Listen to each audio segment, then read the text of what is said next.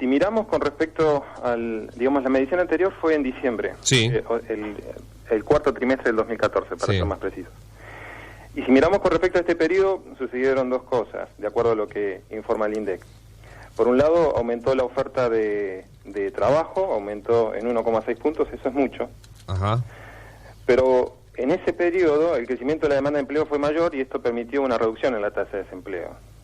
¿Sí? Esto es de acuerdo a lo que informa el INDEC. Ahora, lo que ocurre es que comparar el primer trimestre contra el cuarto trimestre puede llevar a una apreciación equivocada porque puede incidir algunos factores estacionales, es decir, los periodos no son del todo homogéneos. Es decir, que hay que comparar el primer trimestre de este año con el primer trimestre de 2014. Y eso daría una base un poco más homogénea y si tomamos esta perspectiva nos encontramos con un resultado que se acerca un poco a lo que uno pensaría. Esto es, hay una fuerte reducción en la tasa de desempleo, ¿sí? Si comparamos primer trimestre, este resultado que ayer se acaba de difundir con respecto al mismo periodo del año pasado, hay una fuerte baja del desempleo, pero que se explica fundamentalmente por el fuerte descenso de la tasa de actividad, con, yo diría, una incidencia marginal de lo que es la tasa de empleo. Ajá. Entonces, esta volatilidad que observamos en la tasa de desempleo, tomando una perspectiva más de primer trimestre contra primer trimestre del año anterior, nos obedece más que nada a cambios en la tasa de actividad y no tanto a un aumento en la tasa de empleo. Es decir, hay una fuerte baja, un fuerte descenso en la tasa de actividad que explica esta baja de 3 puntos, 3,1. Efectivamente. Porque del 8,8 al 5,7.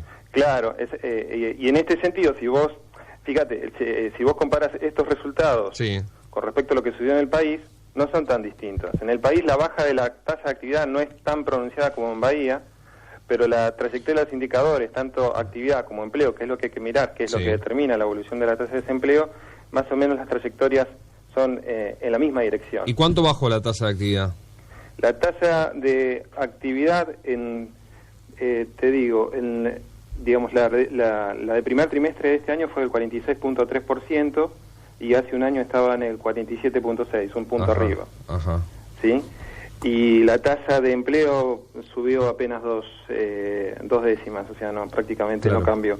Entonces, digamos, si tomamos, la idea es esta, si tomamos como referencia lo que sucedió hace un año atrás, no hubo cambios sustanciales en materia de empleo, y no cambia esta idea de una ciudad que tiene, por lo menos en estos últimos años, dificultades para generación de puestos de trabajo. Ajá. Ahora, mirando el resultado de corto plazo, es decir, bueno, tanto aumento de la tasa de empleo en el último periodo, yo no sé si me hace dudar un poco la magnitud entre el cuarto trimestre del año pasado y el primer trimestre de este año. El cuarto trimestre del año pasado fue del 6,9% la desocupación. Sí, no tengo el dato. Sí, aquí lo tenemos, 6,9. ¿6,9? Sí. A ver, sí, exactamente. Y entonces, o sea, volviendo un poco a la idea, desde el año pasado, de fines del año pasado a principios de a primer trimestre, tenemos un aumento importante del empleo. Lo que yo puedo decir que, por lo menos avala este cambio positivo en la tasa de empleo, es que los indicadores que nosotros obtenemos de nuestros propios relevamientos, que es la encuesta de coyuntura, dan una mejora de las condiciones generales de las empresas locales en este periodo. Ajá. Y en este sentido hay cierta consistencia entre los resultados. De hecho, hay una mejoría en lo que es un indicador que nosotros tenemos, que es los planteles de personal de las empresas, que hasta, digamos, promediando el año pasado tendían a reducirse, y desde fines del año pasado esta parte se han estabilizado, es decir, sin cambios. Está bien. Entonces es como que en este sentido el resultado que informa el INDEC guarda cierta consistencia con los resultados que nosotros obtenemos. Ahora, ¿qué hay detrás de esta mejoría? Sí. Hay un dato muy importante, y es que después del 2014, donde bajó mucho el salario real, bajó de orden de 5 o 6 puntos, y eso tuvo un impacto muy grande sobre el consumo, creo que el dato que hay que subrayar es la desaceleración de la tasa de inflación. Ajá. nosotros la medición de precios que hacemos en Bahía Blanca, fíjate, si tomabas la tasa anualizada a principios de este año, en enero estabas en el orden del 35%, o sea, Sí. enero de este año con respecto a enero Sí. del año pasado, 35% anual. Hoy en abril, la última medición arroja el 28%, que va en línea un poco con los ajustes que se están hablando en las negociaciones entre empresas y sindicatos, ¿no? O sea que tenés una baja muy importante una baja muy importante en la inflación, Sí. y eso lo que hace es estabiliza ingresos. Ajá. Entonces eso permite que se sostenga el consumo y mejore un poco las expectativas de las familias. Este es un dato muy muy positivo, que por supuesto tiene un alto costo, porque esto, como bien sabrán, es nuevamente utilizando un ancla que es el ancla cambiaria, es decir, Claro. fijando el tipo de cambio, a Claro. lo que se suman ahora, yo diría, el ancla salarial, digamos, Sí. la participación activa del gobierno en las negociaciones por ajuste de salarios. Sí, sí, sí. Pero bueno, lo cierto y real es que la contracara de esto, el efecto de esto es que la tasa de inflación se ha desacelerado, por lo menos en los últimos meses, en forma significativa, y eso ayuda a que se sostenga el nivel de transacciones en la ciudad. Y otro aspecto que me parece interesante destacar es también, y que tiene que ver con lo que acabamos de mencionar, es también la recomposición del crédito. Ujú. También hace poco están los números de cómo evolucionó la ciudad en esta materia, Sí. y lo que se ve es que el stock de préstamos bancarios muestra cierta recuperación desde el cuarto trimestre del año pasado a esta parte, digamos, es otro indicador que también va en el sentido de avalar esta idea de mejora en las condiciones de la ciudad en este periodo. Ahora, yo no tengo números, ¿no? Pero lo que se advierte, Juan, es mucho trabajo también precario, ¿no?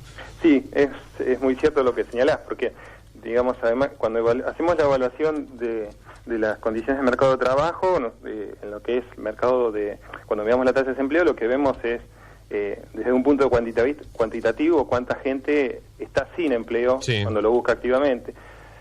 Pero después hay que mirar también un aspecto cualitativo, que es la gente que sí tiene empleo, Sí. en qué condiciones lo hace. Claro. Y lo cierto es que un porcentaje muy alto, casi te diría la mitad del mercado laboral, está en condiciones complicadas desde el punto de vista laboral, sea porque está subocupada, sea porque tiene un trabajo que no está regularizado, no está registrado, y por lo tanto no accede a los beneficios sociales que supone un trabajo registrado.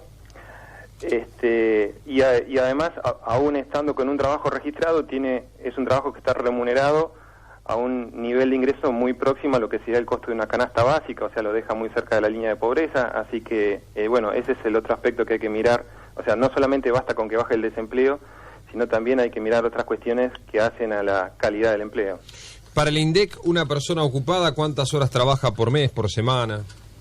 ¿Qué se considera una persona ocupada y qué se considera una persona subocupada? Esta es una convención, no son solamente definiciones del INDEC, sino que es definiciones también de otros institutos de estadística Sí. de otros países para poder comparar resultados, pero se toma como persona ocupada aquella que en el periodo, cuando se hizo la encuesta, un periodo de referencia que se les define, trabajó esa persona al menos más de 35 horas semanales. Menos de 35 horas semanales ya se considera que está subocupada. Ajá, más de 35 horas semanales. Ocupado pleno. Sí. Ahora, para tomarlo como ocupado y englobar tanto a los subocupados como a los ocupados, en ese periodo de referencia se le pide que al menos haya trabajado una hora,